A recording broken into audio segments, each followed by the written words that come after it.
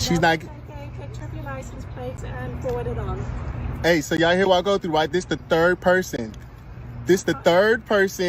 I'm in my own neighborhood, and a white person came and bothered me while I'm fishing. Another white person came and bothered me while I'm fishing. This is the third time. She's like, oh, no, I'm not giving you permission to film. This is my phone. I can film and do whatever I want. Did you live where you live?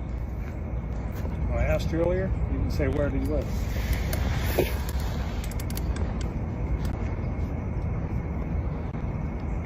I was told not to talk to strangers who don't introduce themselves. I'll not introduce myself. I happen to be on the homeowner association board. And we pay for the lake. It's a private lake, so if you live in the neighborhood, all you have to introduce yourself. Who are you? I am John McCollowitz. That's good to know. John McCollum, where you live? I live right down here. Where? What street? What's your address? Springridge Drive. Okay. Say that again? What is it? I'm not telling you anymore. You got it the first time. Okay. You got it on tape. You're recording it. We got it the first time. And where do you live? Where do you live? I told you. Okay. That don't mean I gotta tell you where I live. Who does that? You can break into my home. Hey. I don't know you. Well, you Police officers why should you break into mine? Well, you should. and gang warden. This is the man right here. And they called him. Like again. This is the third time. So look, I'm getting famous off this by now. What's going on? I live here and they keep calling the police on me. I have a whole page dedicated to this. And so here we go. Again, I live here and people don't think I live here because it's a nice neighborhood and they want to bother me and harass me. So they call the police all the time. Insane. Anything out here at least? Yeah, we got a little something. What y'all catching? We got some, yeah. Already cleaned them and everything. One of the best eating freshwater? Yeah. But so it's crappy. No, it's not crappy. I said bluegill's one of the best eating beside crappie. Oh, no, I like crappie too. But so the crazy thing to me is that the same people literally harass me all the time. The same people. I'm Anthony. Trust me. Where's the car gonna be registered? All right, so, and there's a lot to say about this video right here. I think I'll start off by saying this. My first question I ask when I'm watching this video is, did anybody do anything wrong? And then I'm gonna go to lesser and lesser importance or charges down the line. So start with wrong and end up with inappropriate, right? And this one right here, the first question come to mind is, are the people that are in the neighborhood wrong for asking somebody, regardless of color, the person asking or the person being asked, is it wrong to ask somebody, do you live here? You're still on mute.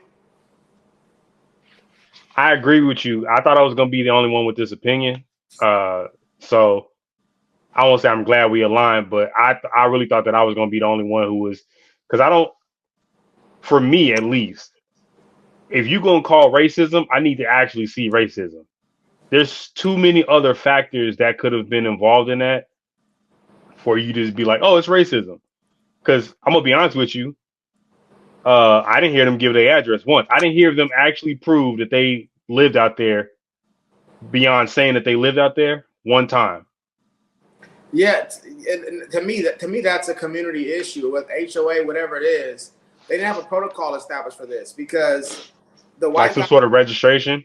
Well, I mean, like, that, or like if you're gonna be out in that area, so folks don't have to ask you whether you live there or not. Some kind of protocol, because the white guy didn't want to give his address, understandably so, but the blacks don't have to give their address either. I agree with that, but my point is, before you call racism, right? Because if I'm gonna keep it a stack with you, let me start here. It's a public lake. Why does anybody, like, we pay for the lake? Just let the people fish. They not causing, for me, I'm like, if they're not causing any trouble, right? If they just out there fishing, well, I think now if you out there throwing a party or it's a private one for just that community. I understand that, but my point is, for me, this is just my opinion. Who cares? Like, if it's a private, like, I'll put it to you like this. There's low level. It's just him and his lady out there fishing. Even if they don't live there, right? And when I drive by, I'm not gonna look and be like, oh, it's just two people out there fishing, and that's gonna bother me, right? You got to be throwing a party. It got to be like 10, 15 people out there before I'm like, okay, let me go find out what y'all got going on. But Because this thing right here, if there's fish and it's a man-made situation where they're putting fish in there themselves, they're spending money on it. That's for the community. they already put fish in there. No, Those that's fish what I'm saying. procreate. So it's like a one-time fee. But if you're overfishing because more than just the community's fishing there, again, this is hypothetical, obviously. But if they're overfishing and so that they're running out of their stock and they're having to keep replenishing the fish, that could be a problem. Again, that's another factor that we don't know. So I agree with you if that's the case, but I think that's something you have to be experiencing before you start trying to clamp down on it. And I highly doubt that they are. Yeah, it's tough because I'm thinking of if us three wanted to start a community right now, do we have the right to pick and choose the rules? Come live in, we have a lake there with some fish in there, and we only want it to be people who actually buy, property in our community. Yeah. I agree. We should be able to set the rules So how do we police it? Well, first of all, for me, I would get a visible sign, like, right, if you come in here and you own property, I'm gonna give you like a bright orange or highly visible sign that you can put out there when you go fish. It says I live here, right? So, that's what I'm saying. Like, I might ask anybody now if he also had videos of those same people ignoring a white person out there, then I'm more agreeable with, okay, that's racism. Because he might be new, right? So let's just say you're a new person and I'm asking you, I don't recognize you, black or white, you're new to me. So let me find out who you are, because you could just be in here. So that's why I said there's too many. I need actual racism for me to be up in arms. It's very hard for me to get up in arms behind assumed racism, or like that's just me. Like you gotta show me racism, because I don't respect like sneak dissing or hidden racism anyways. Like if I don't respect your race, I don't respect you as a racist if you're not gonna be racist to my face. Could this be a strong case of harassment? Is this a strong case for harassment? No. Now, again, if the white folks came and was like, hey, my name is blah blah blah, this is a private pond or whatever. What, do you guys live here? And they answered like, yeah, here's my address, blah blah blah, and they went beyond that, then yes. Hold on. I wouldn't say this. I agree with CJ, but I would say I don't think they have to even give their address. Maybe just give their street. Yeah, something like that. If they gave a response to the actual question and it went beyond that, then I say harassment. I would say harassment. If they started, like, where they started the videos is the only point of reference that I have. They was on Aggie from the beginning of the video. Yeah. They was on oh, it's harassment, it's racism at the beginning of the video. It probably happened before. Yeah, it's been happening quite a few times before. So that's why he's like, well, and hey, it probably has something to do with the fact they were black, but that may still not be racism though. I mean, if I lived in an all black community and I see some white people at this private, lake, I'd be like, you just don't look like you belong. Yeah, y'all live here. You know what I'm saying? Like, I would notice the only white family in my community. Yeah. And he's saying, like, at the next like HOA meeting that we go to, I'm gonna call you out. So it sounds like they ain't never even been to an HOA meeting. Yeah. So again, I'm like, if I don't know you, so it might, for me, it could just as much be a case of, hey, I never seen you out here before, as it could be you're racist. I'm not saying it's not racist. Yeah. But I'm not. I can't get my hackles up behind this as racism, because there's too many other things it could be. I mean, but can we trust that? Because all black people look the same to white people, so they've probably seen them before. But I mean, that's still an assumption. That's still an assumption there. They're trying to give me a little. He took a pass, devil's advocate. Lucifer's advocate. You crack and see us all like each other any damn way. Damn, dude. So yeah, I think the last thing I'll say about that video on my part, is just I know within our community there already is this tension there because we're used to being discriminated against and prejudged.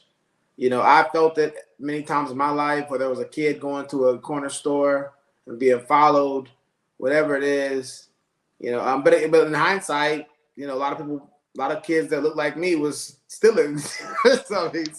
Logic. My nigga got that knowledge. Yeah, got that knowledge. You know what I'm saying? So I mean, it's one of those things where I know Dinesh D'Souza breaks it down one time. Someone in New York about the taxi cab, and he was saying like they don't like that. Black people can't get a cab in New York, and he was like, well, on one end you got the rights of the people to get a taxi. On the other end you got the rights of the taxi cab driver to get home to his family every day, and because niggas just robbing them. Because exactly, and so he said in this case I have to rule in favor of the taxi cab driver. He get to pick who he wants to pick up. Listen, and I'll put it to you like I'll say this: if you can say that you don't see a heavily tattooed bald white man and automatically think skinhead, yeah, right? Then maybe you have a point. But and they can be like, well, that's racist because blah blah blah blah. And my point would be like, yeah, but you look like.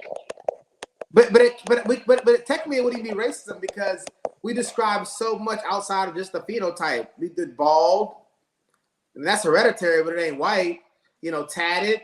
And pretty much every racial group has tats now. So we wouldn't be that's because if we saw a Bill Gates lookalike walking by, we wouldn't think anything of it.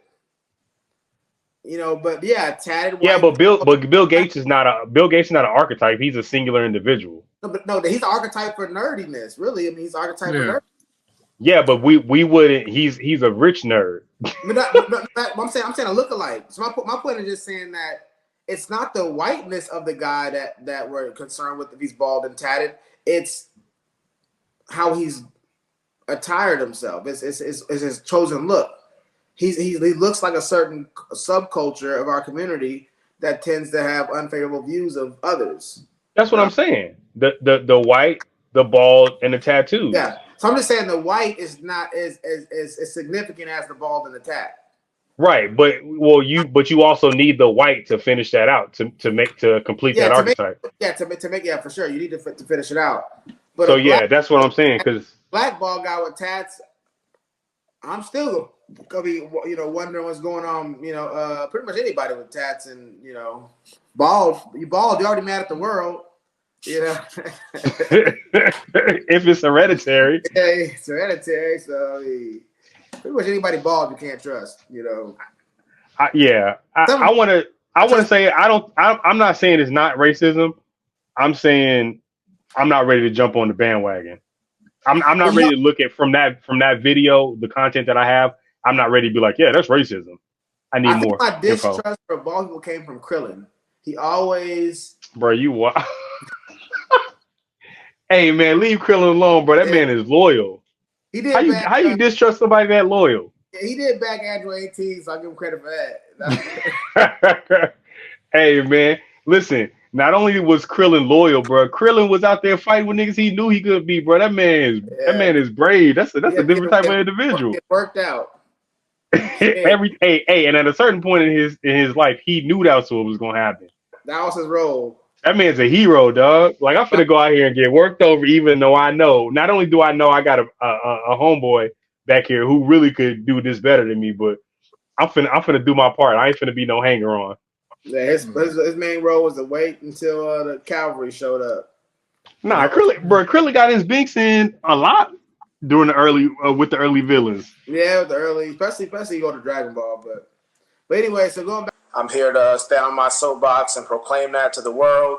On this show, this is the hottest show on the planet right now. What's the debate? Ain't no debate. Back to the building, Stop.